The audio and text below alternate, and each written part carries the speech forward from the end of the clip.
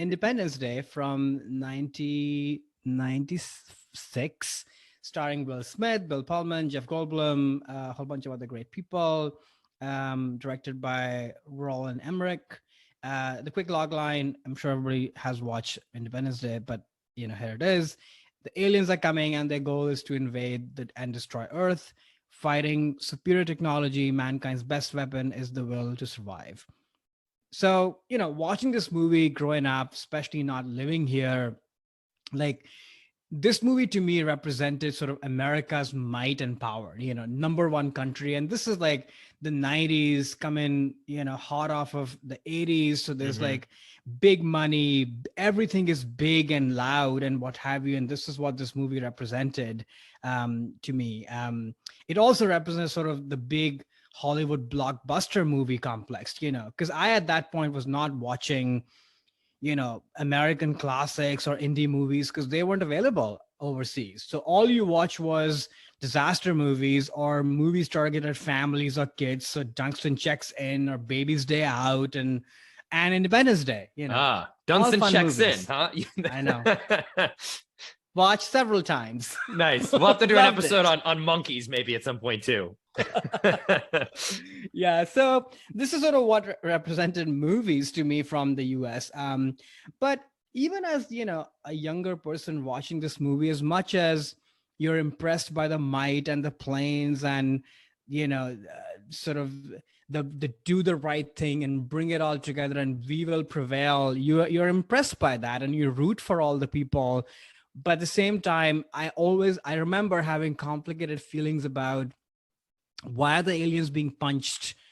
Why are they even here? Maybe they're here for a reason. Or why is the American president taking charge of the entire Earth to make this battle about, the whole planet, which it is, but then where are all the other leaders? Yeah. Why are you the only one sort of doing this? And I was still pretty young and not really into politics or what have you, but I still remember feeling that. And of course, as I've grown older, not that I watched this movie over and over again since then, probably not, these feelings have obviously sort of, grown as time has gone by. And for the longest time, that was one of the impressions I had that, yeah, this is a very powerful country that has all its might and, smart, good people, of course, but is not afraid to just take, world matters in its own hands and do what it thinks is right. And sometimes that's good and has to be done. And other times it's not. So, you got to sort of unpack that and deal with it. So that's sort of what this movie represents to me. That said, though, very entertaining movie, especially when I watched it when I came out, watched it many, many times since. Movie star performances across the board, Will Smith especially. I mean, so good. Bill Pullman, Jeff Goldblum, like so many of these people's personas, I feel like owe a lot to this movie and what it did. Brilliantly made. Special effects sort of uphold now, some don't, but a lot of them actually do hold, especially the whole alien ship taking over. Yeah. It's an iconic thing. Like when I lived in New York a year ago, I remember on a rainy February night, I was walking around and just happened to be in front of the Empire State Building. And it was sort of cloudy and kind of rainy. And all I thought of was, oh gosh, what if an alien ship just landed? Oh, happened. So it's, it is, say what you may about big blockbuster movies. And, I can sometimes have complicated feelings about that because they're so mass. But the flip side is that they do have that kind of everlasting impact on you because they are part of pop culture. They have like the shared connection with people all over the globe. This movie transcended everywhere, which is pretty amazing. So yeah, that's my number 2, Independence Day. Nice. Yeah. So this film, I saw it also when it came out in the theater. Definitely was excited by the trailer. I remember liking it, not loving it when I first saw it, and then I think it was just the age I was at of like, oh, this is dumb, and then I didn't like it for many years. Oh, this movie's stupid. It's just silly. And then I kind of came back around to it, be like, yeah, it is dumb and silly, but that's kind of the whole point of the movie. And now I can watch it and find it very entertaining, actually, despite the kind of stupidness of it. And it was actually fun watching it again for this podcast because, you know, I actually, it's on TV a lot. It's very watchable. Yep. You know, I've seen it in bits and pieces over the years. But yeah, it's interesting you say about the, you know, what you kind of took away from it, of this impression of like America as the only power kind of taking over the world. Because definitely for this rewatch for the podcast, I was very much focused on, okay, what is sort of the themes? What is this movie trying to say, even on purpose or just not on purpose? Which I think a lot of the best propaganda actually is non-intentional. Right. It's just whatever sort of in the Just culture at comes the off. time. Yeah, and I think this movie has a lot of that. You know, the U.S. military is how we win. You know, our military might. It's also used as a defensive force. We're fighting against the aliens, so it's like our military, which is usually only used offensively, especially in like the 20th century. Like we start more wars than we, you know, America's not attacked, like we attack other people. And this movie has, oh, look, the military is great because we need it for this defense of these aliens.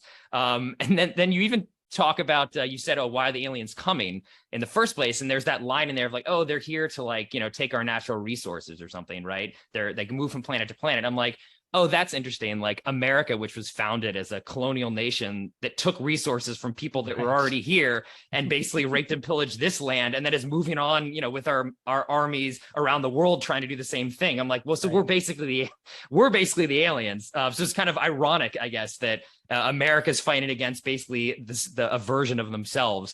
You know, there's also a lot we mentioned about earlier with American Pie around this feeling of individualism being such an important thing too. And if you look at this movie, you know, the government doesn't actually is not victorious. It's an individual private sector cable operator guy who cracks the code, not some giant government agency with all these scientists. No, it's an individual on his own doing it. And then again, Will Smith, an individual fighter pilot, and they're the ones actually who defeat the aliens, not the entire US government, which is helpless.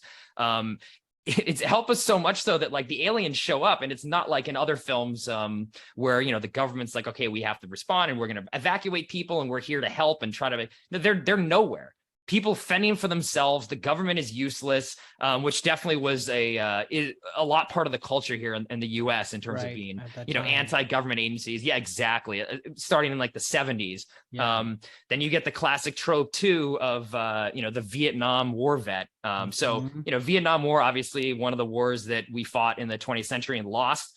So there's this feeling of in movies especially where we have to somehow go back and the soldiers have to win because we lost, and they feel guilty about that. And in this movie, you know, he fought in Vietnam, he lost. Now he's the one who gets to go defeat the aliens, so we can give a pat on the back to all those Vietnam soldiers. Say, actually, wait, no, you lost that one, but we're going to give you a win and let you defeat the aliens. And that was definitely a theme in a lot of movies in the 80s and 90s.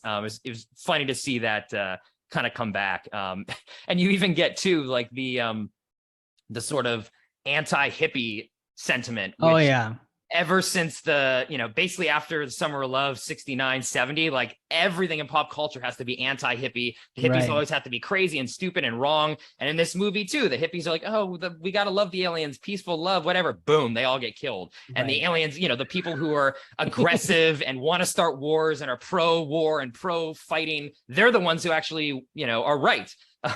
Which is definitely another, you know, theme in a lot of American movies, especially around this time. So I think there are a lot of, you know, a lot of it is propaganda, but I don't think intentional. But you can definitely read the culture, especially in the 90s, about how Americans view themselves and view these other things through the lens of this film. Again, I was very paying close attention to it on this watch.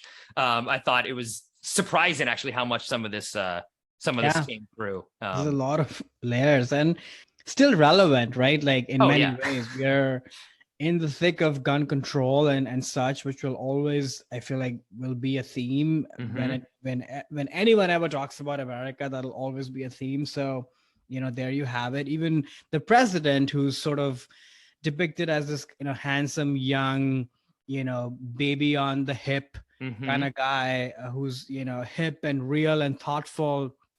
Like I was thinking about this, there's so much of our image of like what is presidential is from the movies, which probably should be another episode that we should take on. And I was like, well, Does it have to be that way? I don't think so. It Hmm. depends on what work you're doing. And like you said, the government isn't doing much actually. So No. what worth is, a handsome, dignified, thoughtful president if there isn't much work happening? Well, So, well, it's interesting. he was a fighter pilot. So again, Right. militarism wins. It was not necessarily that he's able to have the government respond in any Right. particular way. It's the military, and he himself is a pilot, Right. right? So it's again very very pro, not military in the sense of militarism. It's definitely a movie that is saying that is the right way to go. Which you're right. I mean, we still have that in Yeah. this country today. I mean, it's a very strong part of, even going back to my longest day choice. I mean, I Yeah. think militarism and the army is woven into Yeah.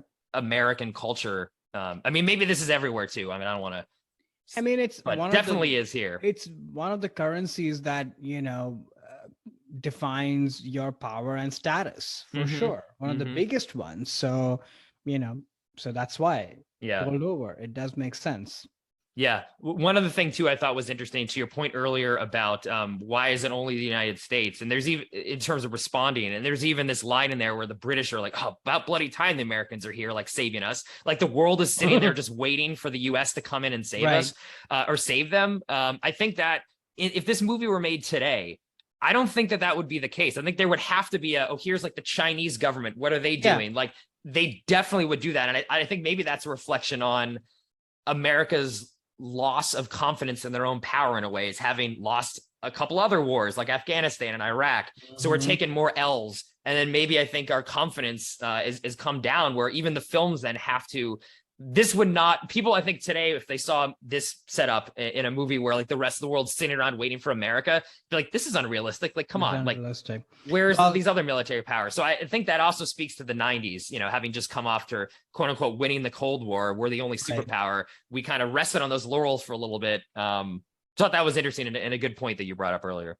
Yeah, which is why, we talked about the movie Arrival earlier. Like Yeah. that is sort of revisionist kind of movie, right? Where there's actual dialogue literally with the aliens to understand them. There's a lot of international kind of policy and leaders and such. So, which is why it's a great double feature actually. So I would highly recommend watch these two movies together. Yeah, that's a great point, because that movie was not about like the military was sort of viewed as the bad guys in that movie Yeah. a little bit, right? They want to shoot, they want to bring the alien ships down. The scientists are sort of like saying, wait, no. So it is almost the exact opposite Totally. of this movie. Big government science programs are the ones that actually solve the puzzle. So not a cable, individuals. not a Yeah. cable guy. Not a cable guy. in this Exactly. movie. Yeah. But again, still fun. I'm not, Still fun. knocking the film, but I do think the politics are very interesting stuff at play here, for sure. Hey there, it's Alex. If you like the review and discussion Karan and I just had, make sure you subscribe to our channel, Movies That Shaped Us, to get full episodes. Every other Wednesday, Karan and I cover a topic around important people, places, events, and moments in our lives, and then explore it through 3 of our favorite movies. Subscribe right now, or follow our podcast on Spotify or Apple Podcasts via the link in the description below. Hope you join us for the journey.